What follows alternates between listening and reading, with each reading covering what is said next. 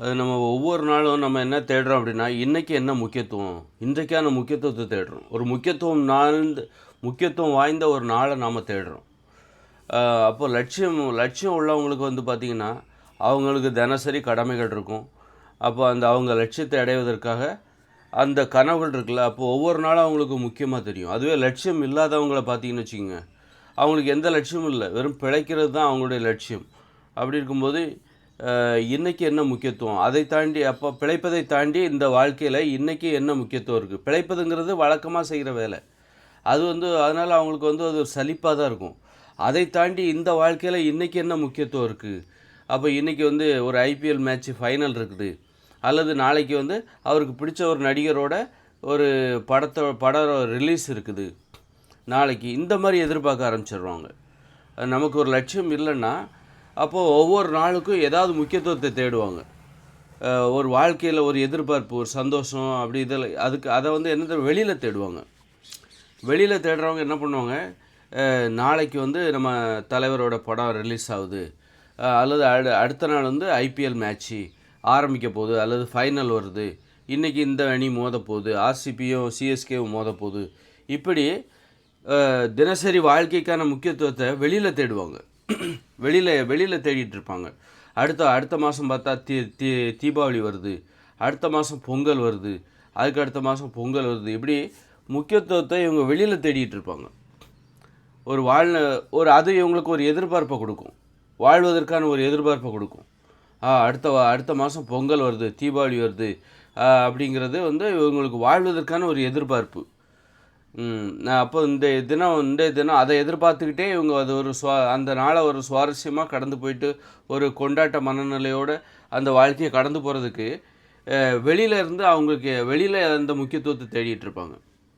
இன்றைக்கி IPL match final, அல்லது தேர்தல் வரப்போகுது, அல்லது பிடிச்ச நடிகரோட சினிமா படம் ரிலீஸ் ஆக போகுது, அல்லது இந்த மாதிரி வெளியில் தேடிட்டு இருப்பாங்க. அந்த ஒரு நாளுக்கான எதிர்பார்ப்பை, இந்த வாழ்வதற்கான ஒரு எதிர்பார்ப்பு இருக்குல்ல, ஒவ்வொரு நாளையும் நம்ம வாழணும் அப்படிங்கிற அந்த எதிர்பார்ப்புங்கிறது வந்து ஐபிஎல் மேட்ச் இன்னும் 10 நாள் தான் இருக்குது, 4 நாள் தான் இருக்குது, ஆரம்பிச்சாச்சு, அல்லது அவர் பிடிச்ச நடிகரோட படம் ரிலீஸ் ஆக போகுது, எப்படி இருக்க போகுது அப்படிங்கிற அந்த எதிர்பார்ப்பு, என்ன பண்ணணும் அப்படின்னு சொல்லிட்டு அந்த எதிர்பார்ப்போட அவங்க கனவுகள், இதுதான் கனவுகள். ஒரு கனவுகள் இருக்குல்ல, அந்த இப்போ எனக்குன்னு ஒரு லட்சியம் இருந்துச்சுன்னா, நான் என் வாழ்க்கையை சார்ந்த ஒரு கனவுகள், அதுதான் எனக்கு எதிர்பார்ப்பு கொடுக்கும். இன்றைக்கி நம்ம இவ்வளோ இதை செய்யணும், நம்ம லட்சியத்தை அடைவதற்கு நம்ம இவ்வளோ வேலைகளை செய்யணும், கண்டிப்பாக நம்ம அதை அடைஞ்சிருவோம், அந்த லட்சியத்தை அடைஞ்சிருவோம் அப்படின்னு சொல்லிட்டு இன்றைக்கி நம்ம எதை புதுசாக செய்யணும். அப்போ நம்ம ஒரு லட்சியவாதி என்ன பண்ணுறான், ஒரு தினசரி வாழ்க்கையை கடந்து போகிறதுக்கு சுவாரஸ்யமாக மாற்றுறதுக்கு அதற்கான கடமைகளை அவருடைய வாழ்க்கையில் தான் எதிர்பார்க்குறாரு. வெளியில் உள்ள விஷயங்களை எதிர்பார்க்குறது இல்லை. வெளியிலேருந்து ஒரு தீபாவளியோ அல்லது பொங்கலோ இது அவங்களுக்கு வந்து எதிர்பார்ப்பு கொடு, அல்லது ஒரு கிரிக்கெட் மேட்ச்சோ, ஐபிஎல் முடிஞ்சால் அடுத்த கிரிக்கெட் மேட்ச் எங்கே, இந்த மாதிரி வெளியிலே தேடிட்டு இருப்பாங்க. சரி, ஐபிஎல் முடிஞ்சிச்சு, இந்த ஐபிஎல்லை வச்சு நம்ம வந்து ஐபிஎல்ங்கிறது அதை ஒரு எதிர்பார்ப்பாக வச்சு இந்த மாதத்தை ஓட்டிட்டோம். அடுத்து ஐபிஎல் முடிஞ்சோடனே அப்புறம் இன்டர்நேஷ்னல் கிரிக்கெட் மேட்ச் இருக்குது, அல்லது இந்த திரைப்படம் இருக்குது, இப்படி வெளியிலேயே ஏதாவது சுவாரஸ்யமான சம்பவங்கள் நடக்கணும், அதை எதிர்பார்த்து இவங்க வந்து தினசரி வாழ்க்கையை கனவுகளோடு கடந்து போவாங்க. அது எப்படி இருக்கும், இது எப்படி இருக்கும், அந்த படம் எப்படி இருக்கும், இந்த படம் இருக்கும், இந்த மேட்ச் இவங்க மட்டும் இதை பண்ணியிருந்தா நல்லா இருந்திருக்கும், ஏன் இப்படி தோத்துட்டாங்க, இந்த மாதிரி தான் இவங்க பண்ண தப்பு இதுதான், இனிமேல் அடுத்த வருஷம் இந்த மாதிரி தப்பு பண்ணாமல் இருக்கணும், அடுத்த வருஷம் எதிர்பார்ப்போம், சரி போனால் போகட்டும் அப்படின்னு சொல்லி இனிமேல் அடுத்த வருஷம் ஐபிஎல்லுக்காக இப்போவே அவர் எதிர்பார்த்துக்கிட்டு காத்து கிடப்பார். இதுக்குள்ளே இவருக்கு நிறைய வெளியிலேருந்து எதிர்பார்ப்புகளை, அதாவது வெளியில் சுவாரஸ்யமான சம்பவங்களை எதிர்பார்த்துக்கிட்டு இவரோட வாழ்க்கையை கடந்து போயிட்டே இருப்பார். இதுதான் வந்து லட்சியம் இல்லைன்னு வச்சுக்கோங்க, அப்படி தான் இருக்கும். அப்போ நம்ம லட்சியவாதியாக இருக்கணும், நமக்குன்னு நம்ம வாழ்க்கையை நாம் பார்க்கணும், நம்ம வாழ்க்கை தான் நமக்கு பெருசாக தெரியணும், நம்ம வாழ்க்கையில் நடக்கிற சம்பவங்கள் தான் நமக்கு சுவாரஸ்யமானதாக தெரிய வேண்டும். அதை எதிர்பார்த்து தான் நாம் நமது கனவுகள், திட்டங்கள், செயல்பாடு, எதிர்பார்ப்புகள் ஒவ்வொரு நாளையும் கடந்து போகிறது எல்லாமே நம்ம வாழ்க்கையை மையமாக வச்சு தான் இருக்கணும். இதுதான் ஒரு லட்சியவாதிக்கும் பிழைப்புவாதிக்கும் உள்ள ஒரு வித்தியாசம். அதனால் வந்து நம்ம எப்போ வந்து லட்சியவாதியாக இல்லாமல் போகிறோம், சரி லட்சியவாதியாகிறது என்ன? இந்த வெளியில் நடக்கிற அந்த சுவாரஸ்யமான சம்பவங்கள் இருக்குல்ல, இதை எதிர்பார்த்துக்கிட்டே நம்ம ஒவ்வொரு நாளும் போகிறோம். அடுத்தால என்னது, அடுத்த தேர்தல் வரப்போகுது அடுத்த வருஷம், அதை எதிர்பார்த்துக்கிட்டே தேர்தல்னால் எப்படி நடக்கும், என்னென்ன அடுத்து வெளியில் இப்போ வந்து கொரோனாவில் வந்து பாதிப்பு ஏற்பட்டுச்சு, 10 பேர் இறந்துட்டாங்களாம், அல்லது வந்து இந்த மாதிரி தாக்குதல்லாம் நிறைய பரவிட்டு இருக்குது, அதை எதிர்பார்க்குறது. அடுத்து இதில் என்ன நடக்கும், இந்த மாதிரி பல்வேறு எதிர்பார்ப்புகளை வெளியில் இருந்துக்கிட்டு வெளியில் நடக்கிற பல்வேறு நிகழ்வுகளை அது சார்ந்து கனவுகளை மனசில் சுமந்துக்கிட்டு ஒவ்வொரு நாளும் சுவாரஸ்யமாக கடந்து போகிறது. இதுதான் இந்த பிழைப்புவாதிகளோட ஒரு மனநிலை. அதே நேரத்தில் ஒரு லட்சியவாதி என்ன பண்ணுறாரு, இந்த மாதிரியான எதிர்பார்ப்பு இதிலேருந்து கடந்துக்கிட்டு இதிலேருந்து விடுபட்டுட்டு நம்ம அவருடைய வாழ்க்கைக்குள்ளே அவர் வர்றாரு. தனது வாழ்க்கையில் நாம் இன்றைக்கி என்ன செய்யணும் அப்படின்னு சொல்லிட்டு அதுதான் அவருடைய பெரிய விஷயமா இருக்குது. வெளியில் என்ன நடந்தாலும் அது ஒரு வெறுமனே நிகழ்வு தான். அது பெருசாக இவங்களுக்கு பெரிய எதிர்பார்ப்பு. இவங்க வாழ்க்கையில் நடக்கிறது தான், அதுதான் லட்சியவாதிக்கான. அப்போ அதுக்கு என்ன உணவு கட்டுப்பாடு தேவை, நாம் நம்ம கட்டுப்பாட்டுக்குள்ளே இருக்கணும். அப்போ தான் நமது வாழ்க்கையில் நடக்கிற சம்பவங்கள் நமக்கு ஒரு எதிர்பார்ப்பையும் சுவாரஸ்யத்தையும் தர்ற விதமாக அதை மாற்றுறதுக்கு நம்ம முயற்சி பண்ணுவோம். நாம் நம்ம கட்டுப்பாட்டில் இருக்கணும். ஏன் வெளியில் உள்ள விஷயங்கள் நமக்கு எதிர்பார்ப்பு தருது, வெளியில் உள்ள விஷயங்களுக்கு நாம் ஏன் அவ்வளோ ஒரு நாட்களை கடந்து செல்வதற்கு நம்ம வெளியில் நடக்கிற விஷயங்களை தான் நம்ம ரொம்ப பார்க்குறோம். வெளியில் நடக்கிற விஷயங்கள் தான் நமக்கு பெருசாகவே தெரியுது ஒரு நாட்களை சுவாரஸ்யமாக கடந்து போகிறதுக்கு. அதனால தான் இங்கே ஏன் வந்து இப்போ வந்து ஒரு போர்லாம் ஏன் நடக்குதுன்னா அது சார்ந்த எதிர்பார்ப்புகள் இது இப்படியே இருக்காங்களா, வெளியில் என்ன நடக்குது இந்த மாதிரி பொழுதுபோக்குறதுக்காக வெளியில் நடக்கிற விஷயங்களே பேசுகிறாங்க பாருங்கள். இவங்களுக்கு வந்து அப்போ அவங்கள திருப்திப்படுத்துறதுக்காக தான் அவங்க தான் வாடிக்கையாளர்கள், இந்த போர்களுக்கான ரசிகர்கள். போர்லாம் நடக்குது பார்த்திங்களா, அதோட ரசிகர்களே யார் அப்படின்னா இந்த மாதிரி வெளியில் நடக்குது இல்லை, வெளியில் சம்பவம் அதை எதிர்பார்த்துக்கிட்டு வாழ்ந்துட்டுருக்காங்களே, தனக்குன்னு ஒரு லட்சியம் இல்லை, அவங்க தான் அதனால தான் அவங்கள நம்பி தான் அவங்கக்கிட்ட வரவேற்பை பெறணுங்கிறக்காக தான் இந்த போர்லாம் நடக்குது. அப்புறம் இங்கே நிறைய அந்த மாதிரியான ஆட்களை நம்பி தான் நடக்குது. அதனால் இது எப்படி, அப்போது நம்ம ஒரு லட்சியவாதியாக மாறணும்னா முதல்ல நம்ம கட்டுப்பாட்டுக்குள்ளே இருக்கணும். நமது விருப்பங்கள் நமது கட்டுப்பாட்டுக்குள்ளே இருக்கணும். அப்படின்னா நமது உணவு கட்டுப்பாடு தான், எல்லாமே உணவுலேருந்து தான் ஆரம்பிக்குது. உணவு நீங்கள் வந்து கடினமான உணவுகளை கடினமான உணவுகள்னால் இப்போ வந்து ஒரு சோறு இதெல்லாம் சாப்பிட்டா ரொம்ப ஈஸி, அது உங்களை அடிமைப்படுத்தும். அது வந்து உங்கள் அதோட கட்டுப்பாட்டில் தான் நீங்கள் இருக்கீங்க. சோறு இல்லைன்னா அவ்வளோதான், என்னால் சோறு சாப்பிடாமல் இருக்கவே முடியாது, அந்த மாதிரியான ஒரு போதை அது போதை உணவு அது. அதனால் வந்து அந்த மாதிரி உங்களை வந்து அடிமைப்படுத்துகிற எந்த விஷயத்துக்கும் நீங்கள் வந்து பழகவே கூடாது. இப்போ கிரிக்கெட்டு இப்போ எல்லாம் வெளியில் அடிமையாயிட்டீங்க. பிழைப்புவாதிகள்னால் யாருன்னா அடிமையாகிறவங்க, வெளியில் உள்ள விஷயங்களுக்கு அடிமையாகிறவங்க. லட்சியவாதி அப்படி யாருன்னா இந்த மாதிரி அடிமைத்தனத்திலேருந்து மீட்டெடுத்து தனது கட்டுப்பாட்டிற்குள் வைத்து கொள்கிறவர் தான் லட்சியவாதி. அப்படி இருக்கும்போது பிழைப்புவாதி இருக்கார்ல, அவர் வந்து யார், வெளியில் உள்ள விஷயங்களுக்கு அடிமையாகிறார். ஒரு கிரிக்கெட்டுக்கு அடிமையாவார், சினிமாவுக்கு அடிமையாவார், அரசியலுக்கு அடிமையாவார், சாப்பாட்டுக்கு அடிமையாவார், மதத்துக்கு அல்லது சாதிக்கு, இந்த மாதிரியான விஷயங்களுக்கு வெளியில் நடக்கிற விஷயங்களுக்கு அடிமையாகி தனக்குன்னு ஒரு விஷயம் இருக்காது, தன்னை அடிமைப்படுத்துகிற தனக்குன்னு ஒரு விஷயம் இருக்காது, ஒரு லட்சியம் இருக்காது. நமது லட்சியத்துக்கு நாம் அடிமையாகணும்னா முதல்ல நம்ம கட்டுப்பாட்டுக்குள்ளே இருக்கணும். நமது உணர்வுகள் நமது கட்டுப்பாட்டுக்குள்ளே இருக்கணும். அதுக்கு என்ன பண்ணால் உணவு கட்டுப்பாடு தான். நாம் கட்டுப்பாட்டுக்குள்ளே கொண்டு வரணும். நமக்குன்னு ஒரு லட்சியம், அது சார்ந்து நாம் செயல்களை செய்யணும். அப்படின்னா அதுக்கு நம்ம கட்டுப்பாட்டுக்குள்ளே இருக்கணும். அதுக்கு வந்து உணவு கட்டுப்பாடு தான். உணவு கட்டுப்பாடுங்கிறது வந்து உங்கள் அறிவுக்கு உங்களுக்கு நன்மை செய்கிற உணவுகளை தான் நீங்கள் சாப்பிடணும். உங்கள் அறிவுக்கு இது நல்லது இது கெட்டதுன்னு இருக்குல்ல, வெள்ளைச்சீனி கெட்டது தான்ப்பா எல்லாருமே சொல்கிறாங்க, அப்போ நீங்கள் அதை எடுத்துக்கூடாது. உங்கள் அறிவுக்கு தெரியுது இது கெட்டதுன்னு, அப்போ அதை சாப்பிடக்கூடாது. கெட்டதுன்னு தெரியுது ஆனால் என்னால் சாப்பிடும், அது அடிமைத்தனம்.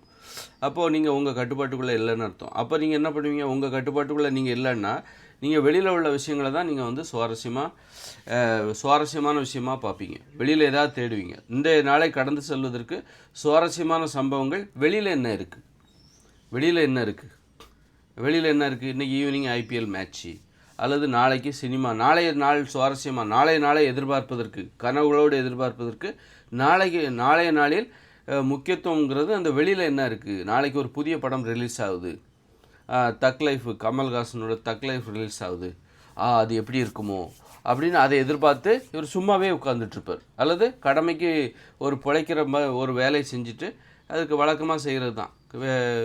அங்கே வந்து யாராவது ஒருத்தர் வேலை வாங்க, அதை செஞ்சுட்டு மனசுக்குள்ளே நாளைக்கு இந்த படம் எப்படி இருக்கா, அடுத்தால வந்து தேர்தல் வரப்போகுது, யார் யாரோட கூட்டணி, இப்படி இவருடைய எதிர்பார்ப்புகள் தினசரி வாழ்க்கையை கனவுகளோடு கடந்து செல்வதற்கு ஒரு தினசரி இவருடைய வாழ்க்கையில் சுவாரஸ்யத்தை வெளியிலேருந்து பார்ப்பார். வேடிக்கை பார்க்குறவங்களோட ஒரு மனநிலை, வேடிக்கை பார்க்குறவங்க இப்படி தான் இருப்பாங்க. வெளியில் தான் அவங்களுக்கு வேடிக்கை பார்க்குறது தான் ஒரு வாழ்க்கை அப்படின்னா அந்த அந்த அவங்களுக்கு சுவாரஸ்யமான சம்பவங்களை வெளியிலேருந்து தான் பார்ப்பாங்க. அதுவே லட்சியவாதி என்பவர் சுவாரஸ்யமான சம்பவங்களை உருவாக்குகிறவராக இருப்பார்.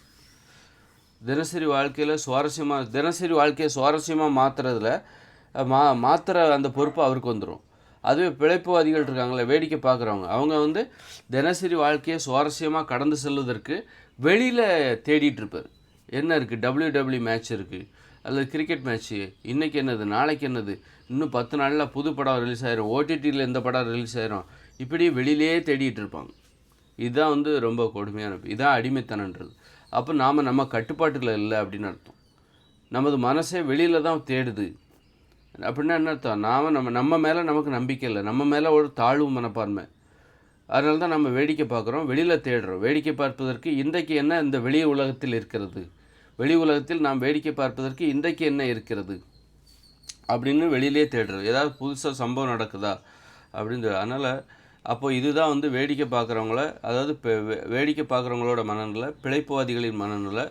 ஆனால் நாம் நம்ம கட்டுப்பாட்டுக்குள்ளே இருக்கணும், நமக்குன்னு ஒரு லட்சியம் இருக்கணும், நம்ம வாழ்க்கை தான் நமக்கு பெருசாக தெரியணும், நம்ம வாழ்க்கை தான் நமக்கு சுவாரஸ்யமாக தெரிய வேண்டும், அதன் பிறகு தான் மற்றது. அப்படி இருக்கும்போது நாம் அதை எப்படி சாத்தியப்படுத்துவதுன்னா உணவு கட்டுப்பாடு மூலமாக தான் சாத்தியப்படுத்த முடியும். ஏன் நம்ம வந்து பிற விஷயங்களுக்கு இப்போ வெளி விஷயங்களில் நீங்கள் ஏன் தேடுறீங்க அப்படின்னா, வெளி விஷயம் இன்றைய நாளை சுவாரஸ்யமாக கடந்து செல்வதற்கு வெளி உலகத்தில் என்ன வாய்ப்பு இருக்குது, IPL மேட்ச் அப்படின்னா என்ன அர்த்தம், நீங்கள் அடிமையாக இருக்கீங்கன்னு அர்த்தம். IPL கிரிக்கெட்டுக்கு அடிமையாக இருக்கீங்க, அல்ல சினிமாவுக்கு, அரசியலுக்கு, இப்படி வெளியில் பல விஷயத்துக்கு அடிமையாக இருப்பீங்க. ஒரு விஷயத்துக்கு மட்டுமே, சினிமாவுக்கு மட்டுமே இல்லை, சினிமாவுக்கு அடிமையாக இருப்பீங்க.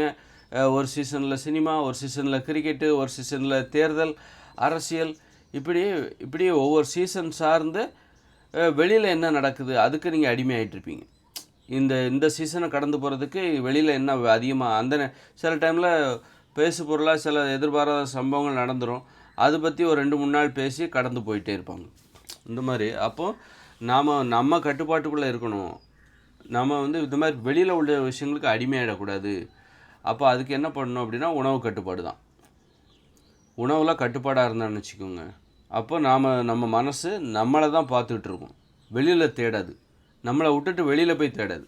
நம்மளை தாழ்வாக நினச்சி தான் இவனால் அல்லது இவரால் சுவாரஸ்யமான சம்பவங்களை தினசரி வாழ்க்கையில் உருவாக்க முடியாது, இவர் அதுக்கு லாய்க்கு கிடையாது, அதனால் நாம் வந்து வெளியில் போய் தேடுவோம் அப்படின்னு சொல்லிட்டு நம்மளை தாழ்த்துற அந்த மனப்பான்மை தான் வெளியில் தேடுவதற்கு காரணமாக இருக்கிறது. வெளி உலகில் தினசரி வாழ்க்கை சுவாரஸ்யமாக கடந்து செல்வதற்கு வெளியில் இன்றைக்கி என்ன புதுமையான சம்பவங்கள் இருக்குது, நாளைக்கு என்ன இருக்குது, அடுத்த நாள் தீபாவளி வரப்போகுது, அது ஒரு சுவாரஸ்யம் அப்படிங்கிற மாதிரி வெளியிலே ஏன் தேடுது அப்படின்னா, நம்ம மேலே நமக்கு நம்பிக்கை இல்லை, நாம் ஒரு வேடிக்கை பார்க்குற ஒரு தகுதியானவர் தான், நமக்கு வந்து வேடிக்கை காட்டுறதுக்கோ அல்லது வந்து நமது வாழ்க்கை நம்ம வாழ்க்கையில் சுவாரஸ்யங்கிறது எதுவுமே கிடையாது, சுவாரஸ்யங்கிறது அது வெளியில் தான் இருக்குது அப்படின்னு நம்மளை தாழ்த்திக்கிட்டு அப்போது இந்த மாதிரி லட்சியம் இல்லைனாலே அது ஒரு தாழ்வு மனப்பான்மை தான். தாழ்வு மனப்பான்மை, லட்சியம் இல்லைன்னா தாழ்வு மனப்பான்மை வந்துடும். தாழ்வு மனப்பான்மை இல்லாதவர்களிடம் லட்சியம் இல்லை. தாழ்வு மனப்பான்மைக்கு என்ன காரணம், லட்சியம் எதுவும் இல்லை என்பது தான் காரணமாக இருக்குது. அதனால் நம்ம லட்சியவாதியாக இருக்கணும்னா முதல்ல அது எப்படி சாத்தியம் அப்படின்னா உணவு கட்டுப்பாடு தான். உணவில் நீங்கள் கட்டுப்பாடாக இருந்தீங்க தான் உங்களை பற்றி நீங்கள் யோசிப்பீங்க, உங்கள் வாழ்க்கையை பற்றி நீங்கள் யோசிப்பீங்க, உங்கள் வாழ்க்கையில் நடக்கிற சின்ன சின்ன சம்பவங்கள் கூட உங்களுக்கு பெருசாக தெரியும். அதுவே வந்து உங்கள் லட்சியம் இல்லைன்னு வச்சுக்கோங்க, வெளியில் உள்ள விஷயங்கள் தான் உங்களுக்கு பிரம்மாண்டமாக தெரியும், உங்கள் வாழ்க்கை அதோடு ஒப்பிடும்போது சாதாரணமாக தெரியும். வெளியில் உள்ள விஷயங்களோடு ஒப்பிட்டு பார்த்து உங்கள் வாழ்க்கையை நீங்கள் சாதாரணமாக மாற்றுவீங்க. அதனால் என்ன பண்ணணுன்னா கட்டுப்பாடுகள் தான் நம்ம வாழ்க்கையை திரும்பி பார்க்க வைக்கும். உணவில் கட்டுப்பாடு இருக்கணும், பொழுதுபோக்குறதுல கட்டுப்பாடு இருக்கணும். பொழுதுபோக்குறதுல கட்டுப்பாடுனா சாயந்தரமாக 5 மணிக்கு மேலே தான் நீங்கள் டிவி மொபைல் ஃபோன்லாம் பார்க்கணும். காலங்காத்தாலே பேப்பர் படிக்கிறது, காலங்காத்தாலே டிவி முன்னாடி உட்கார்றது, காலங்காத்தாலே மொபைல் ஃபோனில் பொழுதுபோக்குறது, இதெல்லாம் பண்ணிட்டீங்கன்னா உங்கள் வாழ்க்கை உங்களுக்கு முக்கியமாக தெரியாது. அந்த டிவி மூலமாக நீங்கள் பேப்பர் படிக்கிறது மூலமாக வெளி உலகத்தை தெரிஞ்சுக்கிறீங்களா, அப்போ வெளி உலகம் தான் உங்களுக்கு பெருசாக தெரியும். நீங்கள் அதோட ஒப்பிட்டு பார்த்து உங்களை டம்மியாக தான் உணர்வீங்க. அதனால் நீங்கள் என்ன பண்ணணும் அப்படின்னா சாயந்தரம் 6 மணிக்கு மேலே தான் நீங்கள் பேப்பர் படிக்கிறது, டிவி பார்க்குறதுலாம் பண்ணணும். காலங்காலத்தில் பேப்பர் போடுறாங்க, அதுதான் அது. அவங்க நம்மளை அடிமைப்படுத்துகிறாங்க. காலங்காலத்தில் பேப்பர் போட்டு உன் வாழ்க்கையை பற்றி தெரிஞ்சிக்காத, உன்னுடைய வேலைகள் உனக்கு முக்கியம் இல்லை, இந்த உலகத்தை பற்றி தெரிஞ்சுக்கோ அப்படின்னு சொல்லிட்டு பேப்பர் போட்டு நம்ம கவனத்தை அந்த பேப்பர் மூலமாக நம்ம என்ன பண்ணுவோம், உலகத்தை தெரிஞ்சுப்போம். நீங்கள் இன்றைக்கி காலங்காலத்தில் டிவி போடுறீங்க, நியூஸ் பார்க்குறீங்க, அதன் மூலமாக என்ன தெரிஞ்சுங்க, இந்த உலகத்தை தான் தெரிஞ்சுக்கிறீங்க. அது மாதிரி தான் பேப்பரும். இப்போ பேப்பருங்கிறது டிவி வருவதற்கு முன்னாடியே இருந்த ஒரு நியூஸ் பேப்பருங்கிறது. அப்போ நியூஸ் பேப்பர் மூலமாக நீங்கள் வெளி உலகத்தை தெரிஞ்சுக்கிறீங்க. வெளி உலகம் பிரம்மாண்டமாக தெரியும். அதோடு ஒப்பிட்டு பார்க்கும்போது உங்கள் வாழ்க்கை சாதாரணமாக தெரியும். அப்போ உங்களுக்கு தாழ்வு மனப்பான்மை ஏற்படும். அதனால் நீங்கள் தினசரி வாழ்க்கையில் முதல்ல உங்கள் வாழ்க்கையில் உள்ள கடமைகளை செஞ்சிடணும். அதன் பிறகு தான் இந்த உலகத்தை எட்டி பார்க்கணும். உங்கள் வாழ்க்கையில் உள்ள கடமைகளை நீங்கள் தினசரி வாழ்க்கையில் நீங்கள் செஞ்சு முடிச்சிடணும். அதன் பிறகு தான் வெளி உலகத்தை எட்டி பார்க்கும் விதமாக நீங்கள் மொபைல் ஃபோன் பாருங்கள், டிவி பாருங்கள், நியூஸ் பேப்பர் பாருங்கள். இது பொழுதுபோக்கில் கட்டுப்பாடு. அதுபோல் உணவுகளில் உங்களை அடிமைப்படுத்துகிற உணவுகளை நீங்கள் சாப்பிடக்கூடாது. எது என்ன உங்களை அடிமைப்படுத்துதோ, எது இல்லாமல் என்னால் இருக்க முடியுமோ அந்த உணவுகளை தான் சாப்பிட்ணும். சோறு சாப்பிடாமல் என்னால் இருக்க முடியாது அப்படின்னா நீங்கள் அதுக்கு அடிமையாயிட்டீங்கன்னு அர்த்தம். அந்த மாதிரி உணவுகளை சாப்பிட்டீங்கன்னா உங்களால் நீங்கள் உங்கள் கட்டுப்பாட்டுக்குள்ளே இல்லை. என்னால் அது மாதிரி உங்களை அடிமைப்படுத்தாத உணவு எது? இப்போ பழங்கள்லாம் சுவையாக இருக்கும், நம்மளை அடிமைப்படுத்தாது. காய்கறிகள்லாம் அதுவும் சுவையாக இருக்கும், நம்மளை அடிமைப்படுத்தாது. ஆனால் ஒரு பிரியாணியோ டீ காஃபி இதெல்லாம் நம்மளை அடிமைப்படுத்தும். அப்போ உங்களை வெளியில் உள்ள ஒரு விஷயம் உங்களை அடிமைப்படுத்துது அப்படின்னா நீங்கள் அதுக்கு அடிமையாகிடுவீங்க, அதை பற்றியே சிந்திப்பீங்க, அது உங்களை இழுத்துட்டு போயிடும். வெளி உலகம் உங்களை இழுத்து கொண்டு சென்று விடும். இந்த மாதிரி அடிமைப்படுத்துகிற விஷயங்களோட கிரிக்கெட் உங்களை அடிமைப்படுத்துதுன்னா கிரிக்கெட் பார்க்காதீங்க. அல்லது சில கட்டுப்பாடுகள், இப்போ ஐபிஎல் மேட்ச் நடக்குது, அப்போ அது உங்களை அடிமைப்படுத்துது அப்படின்னா என்ன பண்ணணும் அப்படின்னா ப்ளே ஆஃப்க்கு அப்புறம் பார்க்கலாம். ஒரு 5 மேட்ச் பார்க்கலாம். அது 2 மாதமாக நடக்குது. ஆரம்பத்துலேருந்து பார்த்தீங்கன்னா தினசரி 3-4 மணி நேரம் கிரிக்கெட் பார்க்குறதுக்காகவே நீங்கள் நேரம் செலவழிப்பீங்க. அதை பற்றி சிந்திச்சுக்கிட்டு வேறு இருப்பீங்க. அதனால் அது உங்களை அடிமைப்படுத்துதா? கிரிக்கெட்டுக்கு நாம் அடிமையாகிறோம் அப்படின்னா கிரிக்கெட்டே எப்படி அது சரி அதை எப்படி பார்க்குறது? வேறு வெற்றி தோல்விகளை மட்டும் தெரிஞ்சுக்கலாம். யார் ஜெயித்தாங்க, யார் தோற்றாங்க, இந்த மாதிரி அது போதும். அதை பார்க்கணும் அப்படிங்கிறது தேவையில்ல. அல்லது ஃபைனல் மேட்ச் மட்டும் பார்க்கலாம், அல்லது ப்ளே ஆஃப்க்கு அப்புறம் பார்க்கலாம். இந்த மாதிரி ஏதாவது கட்டுப்பாடுகள், இந்த மாதிரி நம்ம அடிமைப்படுத்துகிற ஒரு விஷயத்துக்கு அதை பற்றி தெரிஞ்சிக்காமலே இருக்கிறது விட இந்த மாதிரி கூட நம்ம தெரிஞ்சுக்கலாம். இந்த மாதிரி எதெல்லாம் உங்களை அடிமைப்படுத்துகிறதோ அதில் நீங்கள் ரொம்ப விழிப்போடு இருங்க. அப்போ தான் நீங்கள் உங்களை பற்றி யோசிப்பீங்க. ஏன்னா எது உங்களை அடிமைப்படுத்துகிறதோ அதுதான் உங்கள் சிந்தனையை வெளி உலகத்தில் திருப்புது. கிரிக்கெட்டை அடிமைப்படுத்தினா கிரிக்கெட்டை பற்றியே யோசிக்க ஆரம்பிச்சிருவீங்க, கிரிக்கெட்டை பார்க்க ஆரம்பிச்சிருவீங்க, கிரிக்கெட்டை பற்றி பேச ஆரம்பிச்சிருவீங்க. உங்களை பற்றி பேச மாட்டீங்க. உங்களுக்கு உங்கள் விஷயம் பெருசாக தெரியாது. அதனால் அதுபோல் ஒரு எதெல்லாம் சாப்பாடு உங்களை அடிமைப்படுத்தும். அப்போ உணவில் கட்டுப்பாடு இருக்கணும். உங்களை அடிமைப்படுத்துகிற உணவுகளை நீங்கள் சாப்பிடக்கூடாது. பிரியாணி என்ன அடிமைப்படுத்துது, சோறு என்னால் அளவுக்கு அதிகமாக சாப்பிட்றேன் அப்படிங்கன்னா அப்போ எதெல்லாம் நீ அளவுக்கு அதிகமாக சாப்பிட்றீங்க? ஒரு பழத்தையே நம்ம அளவுக்கு அதிகமாக சாப்பிட மாட்டோம். அப்போது அளவுக்கு அதிகமாக சாப்பிட வைக்கிற அந்த உணவுகளை நீங்கள் தடை பண்ணுங்கள். அப்போ தான் நீங்கள் உங்கள் கட்டுப்பாட்டுக்குள்ளே வருவீங்க. வெளியில் உள்ள விஷயங்கள் உங்களை அடிமைப்படுத்தி தான் உங்கள் கவனத்தை அதன் தன் பக்கம் ஈர்க்கிறது. ஒரு சினிமா உங்களை அடிமைப்படுத்துதா? அப்போ சினிமாவை எப்படி பார்க்கணும்? சினிமா ஒரு சாயந்தரமாக காலையிலே சினிமா அந்த மாதிரிலாம் பார்த்துட்டு இருக்கக்கூடாது. அது மாதிரி பேசிகிட்டு இருக்கக்கூடாது. எல்லா வேலையும் முடிச்சுக்கிட்டு சாயந்தரமாக ஒரு 6 மணிக்கு மேலே 5 மணிக்கு மேலே ஒரு 2 மணி நேரம் சினிமா சம்மந்தமாக ஏதாவது பார்க்கலாம். அப்போ சினிமா அந்த மாதிரி மட்டமான பொழுதுபோக்கு என்னை அடிமைப்படுத்துகிறது அப்படின்னா உடற்பயிற்சி பண்ணணும். உடற்பயிற்சி பண்ணாக்கா உடம்புல வலி இருக்கும். வலி இருக்கும்போது நம்மளால் மோசமான சினிமாக்களை பார்க்க மாட்டோம். மட்டமான விஷயங்களை இந்த சமூக வலைதள ஊடகங்களை நம்ம இப்போ தேட மாட்டோம். சமூக வலைதள ஊடகங்களில் நம்ம தரமான விஷயத்தை தேடணும். நிறைய விஷயம் இருக்குது. சமூக வலைதள ஊடகங்களில் நம்ம அறிவை வளர்த்துக்கிறதுக்கு, இந்த உலகத்தை பற்றி தெரிஞ்சுக்கிறதுக்கு நிறைய விஷயம் இருக்குது. அப்போ அதை பற்றிலாம் தெரிஞ்சுக்கணும். ஆனால் அதை பற்றி தெரிஞ்சுக்கிறதுக்கு என்னால் ஏன் முடியலை அப்படின்னா நீங்கள் உடற்பயிற்சி செய்யாமல் இருப்பீங்க. நல்லா உடற்பயிற்சி பண்ணிங்கன்னு வச்சுங்க, உடம்புல வலி வரும். நடைப்பயிற்சி காலைல 2 மணி நேரம் நடங்க, அரை மணி நேரம் விளையாடுங்க, நல்ல ஒரு அரை மணி நேரம் 20 நிமிஷம் உடற்பயிற்சி ஜிம்மில் போய் ஒர்க் அவுட் பண்ணால் உடம்புல ஒரு பெயின் ஒரு வலி இருக்கும். அப்போ சமூக வலைதள ஊடகங்களில் மட்டமான விஷயங்கள்லாம் இருக்குல்ல, அதெல்லாம் நீங்கள் தேடி போக மாட்டீங்க. அதை தேடாது நல்ல விஷயங்கள். ஏன்னா உங்கள் உடம்புல வலி இருக்குது. அந்த வலி என்ன பண்ணும் அப்படின்னா ஒரு நல்ல விஷயங்களை தான் உங்களை தேட வைக்கும். உங்கள் உடம்புல வலியே இல்லை அப்படின்னா நீங்கள் உழைக்கவே இல்லை, நடக்கவே இல்லை, நடந்தாலே உங்களுக்கு பிடிக்காது, வலிக்கும் மூட்டு, அதனால் அப்படி இருக்கீங்கன்னு வச்சு உடற்பயிற்சி உடல் உழைப்பு எதுவுமே இல்லைன்னா அப்போ மட்டமான விஷயத்தை தான் இந்த சமூக வலைதள ஊடகங்கள்லையோ சினிமாவில் ஒரு மட்டமான சினிமாவை தான் பார்ப்பீங்க.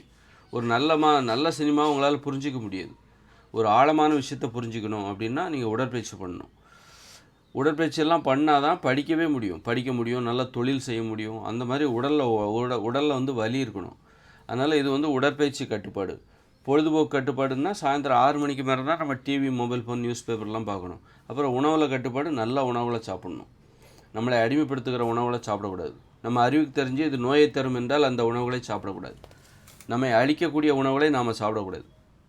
அதுபோல் பார்த்திங்கன்னா நல்ல உறவுகள், அவங்கக்கிட்ட இது போன்ற கட்டுப்பாடுகள் தான் நம்மளை பற்றி சிந்திக்க வைக்கும்.